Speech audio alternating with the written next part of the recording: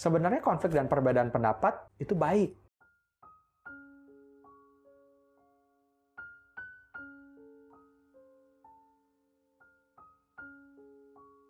Saat karantina di rumah akibat wabah corona, David justru tidak merasa happy.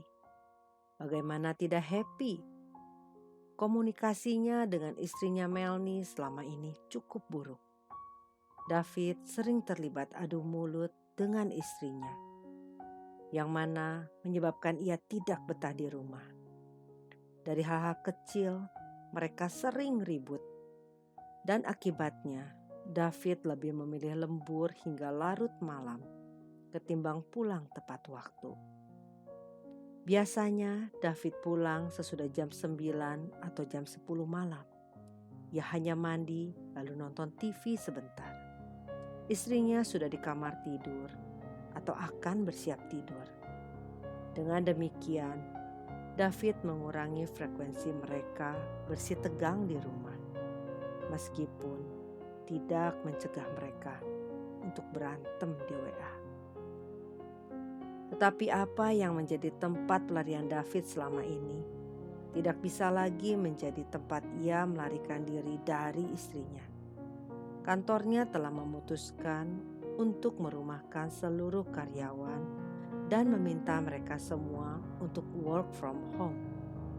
Wabah virus corona yang melanda kota Jakarta mengubah segalanya, termasuk kebiasaannya untuk tidak berkomunikasi dengan istrinya. Sekarang ini, hari-hari David harus dihabiskan bersama-sama dengan Melanie dan anak-anak mereka. Sekalipun masih ada pekerjaan yang harus dikerjakan, tetapi itu tidak banyak lagi. Terlebih dengan banyaknya kantor dan usaha yang menghentikan operasional mereka di seluruh dunia, David menjadi pengangguran di rumah. Apa yang di rumah tangga lain menjadi kebahagiaan karena waktu keluarga yang melimpah, justru dirasakan sebagai tekanan yang mengikat bagi David. Mau tidak mau, ia harus menghadapi pertengkaran demi pertengkaran tiap hari dengan istrinya. Di sisi lain, Melanie juga merasakan hal yang sama. Ia sangat merindukan rumah tangga yang harmonis. Dan ia tahu bahwa ia harus memperbaiki komunikasinya dengan David. Awalnya ia senang karena suaminya harus bekerja di rumah. Tetapi kenyataannya, dia malah turut menderita karena bingung dengan apa yang harus dilakukan agar komunikasi di rumah menjadi nyaman dan menyenangkan. Kisah tadi mungkin adalah fiksi belaka. Tetapi sebenarnya banyak rumah tangga yang menghadapi hal yang sama di tengah karantina di rumah akibat corona di kota-kota di Indonesia. Maka saya menyarankan agar Pak Sutri dapat mengikuti 7 langkah ini untuk memulai kembali komunikasi dengan pasangan. Yang pertama, mulailah dengan topik yang disukai pasangan. Biasanya Pak Sutri yang mengalami masalah komunikasi bingung mulai dari mana. Bagaimana cara mulai ngobrol dengan suaminya. Maka untuk memulai, selalu mulailah untuk membicarakan topik yang disukai oleh pasangan kita. Kalau pasangan Anda suka ngobrolin bola, ikutlah nimbrung membicarakan bola. Baca dulu hal-hal yang baru-baru ini terjadi seputar sepak bola. Siapa tokoh yang disukai oleh suami Anda? Tim mana kesebelasan favoritnya? Kalau istri suka nonton film drakor, coba cari tahu dulu film apa yang sedang in saat ini. Dan siapa artis atau aktor Korea favoritnya. Pada saat ini, seluruh dunia ramai membicarakan tentang COVID. Ini sebenarnya merupakan kesempatan yang baik untuk komunikasi. Krisis merupakan salah satu sarana persahabatan yang bisa mempererat Pak Sutri. Topik mengenai virus juga banyak diketahui bersama sehingga tidak sulit untuk membicarakan mengenai hal ini. Hanya hati-hati dengan hoax dan juga hati-hati dengan membicarakan terlalu banyak hal yang negatif dan menakutkan tentang corona. Hal ini bisa mengganggu kesehatan mental kita berdua, yang mana bisa menimbulkan kekhawatiran dan ketakutan yang berlebihan. Dalam berkomunikasi, ingatlah bahwa kita selalu bisa membicarakan tentang 1. Apa yang pernah terjadi di masa lalu? dari mulai hari-hari kemarin, misalnya, sampai cerita waktu kita masih kecil. Kita juga bisa mengupdate apa saja yang baru terjadi hari ini. Dan kita juga bisa membicarakan rencana-rencana di masa depan. Misalnya rencana-rencana bersama sebagai satu keluarga dalam menghadapi ancaman virus corona. Anda juga bisa bercerita tentang perasaan yang dirasakan tentang apa yang terjadi. Kedua, coba mendengar dan coba mengerti sebelum Anda mengemukakan pendapat. Kunci berkomunikasi dengan baik ada di dalam satu kata ini, yaitu mendengarkan. Ada banyak sekali masalah yang bisa diselesaikan kalau Anda berdua saling mendengarkan satu dengan yang lainnya. Mendengarkan di sini bukan sekedar dengerin suara atau kata-kata dari sang suami atau istri Anda, tetapi juga memahami, mendengarkan perasaan yang dirasakan oleh pasangan, dan turut berada dalam sepatu yang sama atau empati. Kalau dalam percakapan biasanya kita suka merespon terlalu cepat, bahkan memotong percakapan pasangan kita. Coba untuk dengerin dulu hingga selesai. Ungkapkanlah apa yang kita pahami tentang apa yang dikatakan oleh pasangan. Baru kita menanggapi atau berkomentar. Nah, teknik bercakap-cakap yang menyenangkan pasangan ini saya tuliskan dalam akronim PASANGAN yang dapat Anda simak tekniknya di link YouTube yang ada di kanan atas ini.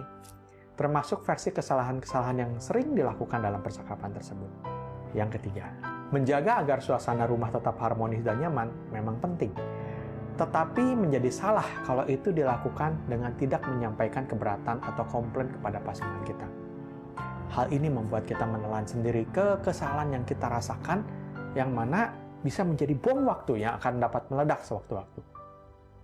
Rumah tangga yang sehat bukanlah sekedar tidak ada pertengkaran loh.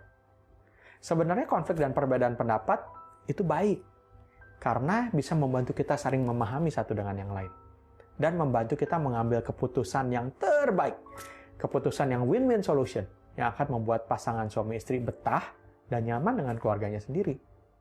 Tetapi ada tekniknya, agar konflik dapat membawa dampak positif, bukan merusak hubungan pasutri. Salah satu teknik utama yang selalu saya ajarkan adalah bahwa menyatakan keberatan yang berpotensi membawa konflik itu harus selalu dimulai dengan kata saya merasa. Formatnya adalah sebagai berikut. Saya merasa, perasaan, waktu kamu, kejadian, saya butuh kamu, harapan. Contohnya, saya merasa sakit hati waktu kamu menutup telepon kamu tiba-tiba kemarin. Saya butuh kamu menghargai pendapat saya, walaupun tetap akhirnya kamu yang mengambil keputusan. Yang keempat, hindari mempertanyakan alasan pasangan melakukan sesuatu. Seringkali mempertanyakan pasangan kita merupakan awal dari pertengkaran. Karena mempertanyakan alasan membuat pasangan kita merasa dihakimi. Tapi ini bukan berarti saya mengajarkan yang berlawanan dengan langkah yang ketiga tadi loh. Karena dalam banyak hal justru pertanyaan mengapa itu yang membantu kita untuk bisa memahami pasangan dengan lebih baik. Maka gantilah kata tanya mengapa dengan apa yang membuat. Daripada menanyakan, mengapa kamu meninggalkan aku sendirian? Lebih baik bertanya, apa sih yang membuat kamu meninggalkan aku sendirian? Pertanyaan yang pertama, itu menghakimi pasangan yang telah meninggalkan Anda seorang diri. Tetapi pertanyaan kedua, mencoba menyelami bahwa mungkin ada hal-hal lain di luar pasangan yang menyebabkan dia mengambil keputusan itu. Frasa, apa yang membuat? Atau apa yang bikin? Frasa tersebut menjadikan yang dipertanyakan adalah sesuatu alasan yang menjadi kambing hitam di luar pasangan. Bukan dia, sekalipun jawabannya bisa saja sama. Yang kelima, gunakan 8 sarana keintiman. Kadang memperbaiki komunikasi tidak cukup dengan teknik komunikasi yang baik. Seringkali perasaan pasangan kita sudah pedih dan perih, sehingga menolak untuk diajak berkomunikasi. Nah, cobalah untuk menggunakan 8 sarana keintiman yang sudah kita bahas pada Marriage Insight yang sebelumnya. Dengan demikian, kita bisa mendekati pasangan kita dan mulai kembali berkomunikasi. Yang keenam, selain menggunakan 8 sarana keintiman tadi, usahakan untuk selalu mencukupkan kebutuhan emosional dari pasangan kita. Prinsipnya, semakin banyak kita memenuhi kebutuhan emosionalnya, tabungan cinta Anda berdua akan semakin kaya, dan semakin ia bisa menoleransi kelemahan dan kesalahan yang kita lakukan. Pada umumnya, ada 5 kebutuhan emosional pria yang utama, yaitu hubungan intim, rekreasi bersama, penampilan fisik pasangan, dukungan rumah tangga, dan dikagumi. Sedangkan untuk wanita ada 5 kebutuhan emosional yang utama.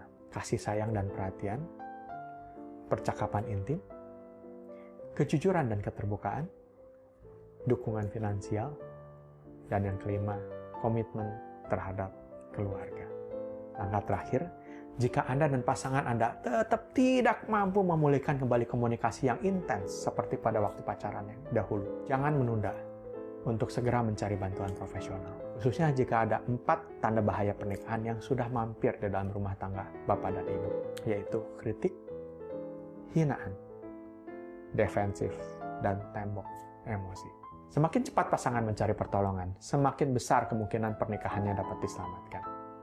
Dari riset Prof. Gottman, ditemukan bahwa rata-rata pasangan mengalami konflik 6 tahun sebelum masalahnya menjadi begitu intens dan sulit untuk diselesaikan. Dalam situasi seperti sekarang, di mana kita tidak dapat lari kemanapun selain keluarga kita.